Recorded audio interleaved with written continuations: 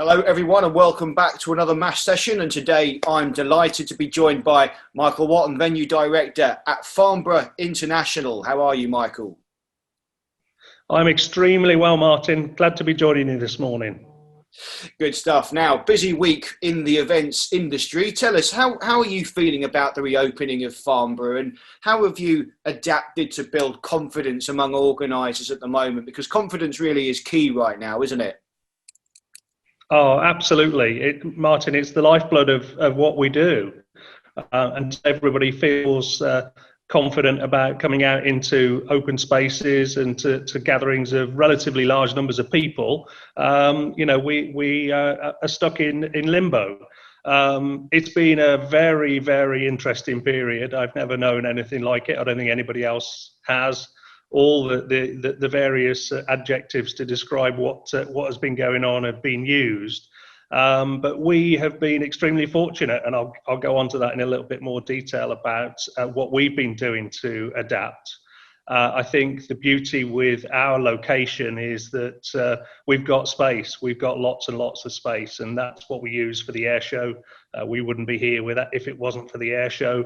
And that has given us the opportunity to adapt our offering. But going back to your point about confidence, that's what we're desperate for. And obviously yesterday's announcement is not exactly going to make people feel confident anytime soon. Well, all venues have to follow the All Secure standard, but is there anything Farnborough is doing differently to anyone else? Well, I think picking up on that theme about confidence, we're working with our clients very closely, and I like to think that we collaborate with our customers. We are a relatively small location, and we have extremely close relationships with our customer base. It's what it's allowed us to build a calendar over the last couple of years since opening. And in fact, 2021 was starting to look extremely strong in the first half of this year, the first quarter. We were very optimistic about what 2021 would look like. But our offering has been adapted, as I mentioned, and we've been working very closely with our customers to adapt to this new world. None of us have experienced it before, so we've all got to work together to try and find those solutions. And we've shouldered that burden together with our organisers to try and work out the most appropriate solution. In the first few weeks of lockdown, we were talking about postponement to Q3 and Q4 this year, and of course that has evaporated, and all those events have now disappeared. We've got some opportunities later in the year, but of course that remains to be seen whether they will continue. But we've been working very closely with our customers because we've got that kind of relationship. We are an event organizer at the end of the day. As I mentioned, the air show is the lifeblood of what we do here. Aviation runs through our veins, and that position as organizer and venue, I think, gives us a unique perspective on the challenges of what our customers are facing. We had to do exactly the same thing. Unfortunately, this year's air show was cancelled due to the pandemic. We won't be back with the air show in its traditional format until 2022. But again, we adapted and went down an online model to deliver FIA Connect during that week. So we share the burden with our customers. We understand the pain that they're going through. One of the heartwarming things to come out of this has been the way the events industry's assets, like big venues, has stepped up to help the fight against COVID-19. And we've heard that, Excel was NHS Nightingale London and NEC as well. What's Farnborough played in this game, if we can call it a game? Well, Martin, we were nearly Nightingale Farnborough. We spent a week intensely with the NHS and with the Army planning out what a Nightingale Farnborough would look like. That didn't happen. At the time, the infection rate was stabilising and starting to tail off, and the decision was taken to postpone that. So we did an enormous amount of work to model what that would look like. In fact, the call to pause happened on the day that the diggers arrived to excavate bases for oxygen tanks. So that's how close we got. In the meantime, we've been operating as a test centre, a drive-through test centre, which we did for the local health authority. We're talking to them about the winter vaccination programme, about using the site for winter vaccination. So that's a relationship that I never thought we would have as a venue, but we've certainly pulled our weight as far as the fight has been concerned. On an industry association point of view, we've obviously been upfront and central in working with the various working groups in trying to come together to put the All Secure standard together as the model for the industry. And we were at the pilot event at the BDC last week, and also the one at the Hilton, playing our part in trying to get the industry back to some sort of normality, whatever that might look like. Normality. What on earth is that? Well, it's such a long time ago. So let's talk about 2021 quickly. I know you said the air show is not going to be back until 2022. It was by every 2 years anyway. But let's talk about the 2021 calendar at Farnborough. What are your books looking like? Well, as I say, they were looking very, very strong. Our exhibition business was building quite nicely. Of course, we've got a very flexible venue here, and we're selling into all aspects of the market. So the exhibition business, the conference business, the corporate business. We were doing all sorts of interesting things with a number of different brands. But our forward book was looking very, very strong, and we were looking forward to the end of this year being our strongest position in the time that we've been open. Of course, we're still in that development phase and establishing Farnborough as a brand, as a venue that people feel confident about bringing their business to. Of course, brands trust the venues to deliver on their behalf. We do feel like we're the caretakers of the customer's brand when they're here with us. So there's an enormous amount of trust that needs to be built, and we were starting to do that. So events like the National Running Show South were moved to us for next year, which we were delighted to welcome them to. The RYA Dinghy Show was moving to us from Alexandra Palace after many, many years, and many other opportunities that we were so close to just signing up.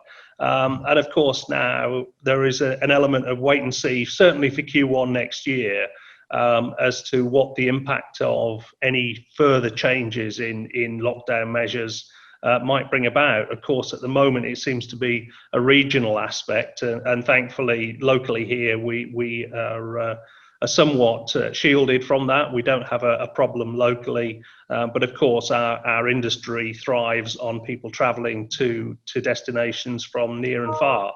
And that is something that, of course, we can't control directly. We can just do our bit to make sure that when customers come into the venue, they feel confident we're ready for them under that all secure standard. Let's kind of talk then about this so-called new era of conferences and exhibitions. I mean, we've all been forced into this digital world. Hybrid events are spoken about a lot. What are your sort of thoughts about that? Do you really think this is a new era, or do you think we're going to almost revert to type, I suppose, and go back to the good old days?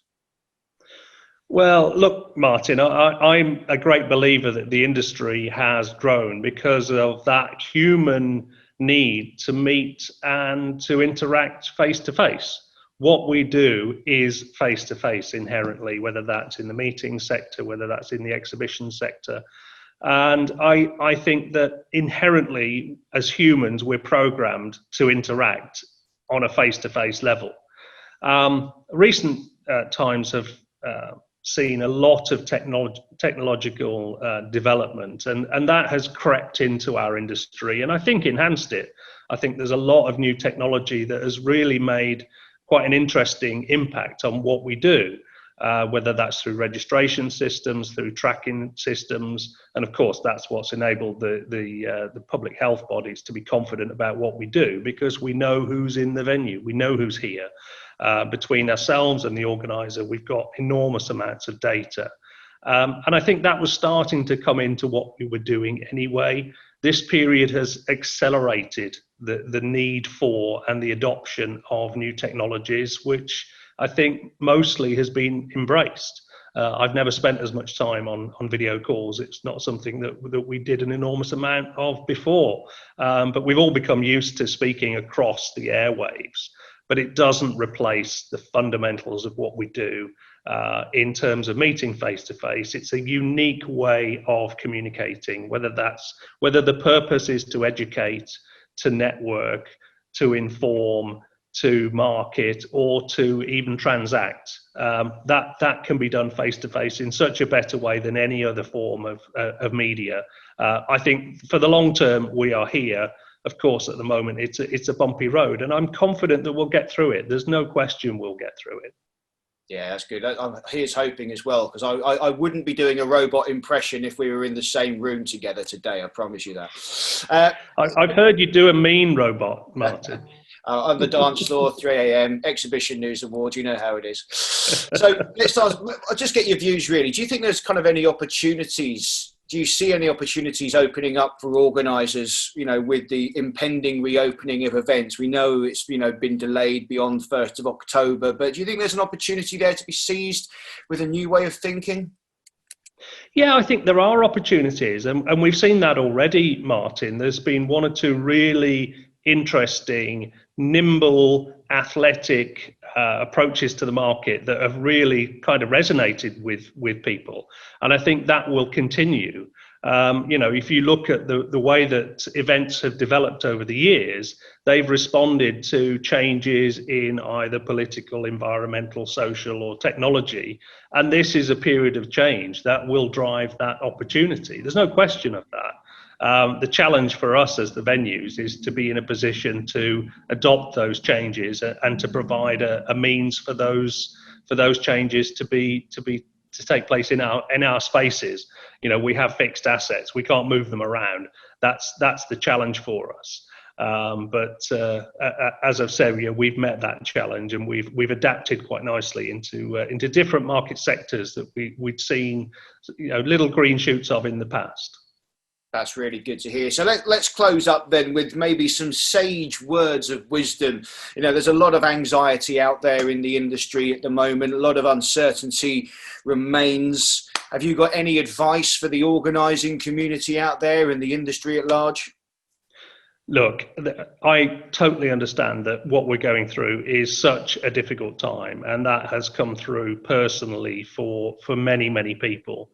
And I totally understand how that is very, very difficult to accept and to work your way through. It's something, unfortunately, it is a product of what has happened. But my words are keep the faith. We will be back. It can't come soon enough. We're really excited about getting up and running, whether that's the 1st of October or any later. So really keep the faith. We will be back, and we'll be back stronger than ever. As I say, we're built for face-to-face as humans. The interaction that we strive and we crave, whether that's with our family, whether that's at a trade event, whether that's at a conference. For me, there's no difference between an attendee at a consumer event or a delegate at a industry conference. We're all human beings at the end of the day, and we crave that interaction. So keep the faith, that will be back, and adopt those new technologies. There are great opportunities for running hybrid events, for adopting technology. I don't see it's one thing or the other. I think it's a blended approach, and I think there's great opportunities for different approaches in the future. But just keep the faith. We'll be back. Michael, thank you so much for finding the time to chat today. Wish you well, and hopefully we'll get to see each other face to face before too long. It's my pleasure, Martin. Always a pleasure, never a chore. Look forward to seeing you.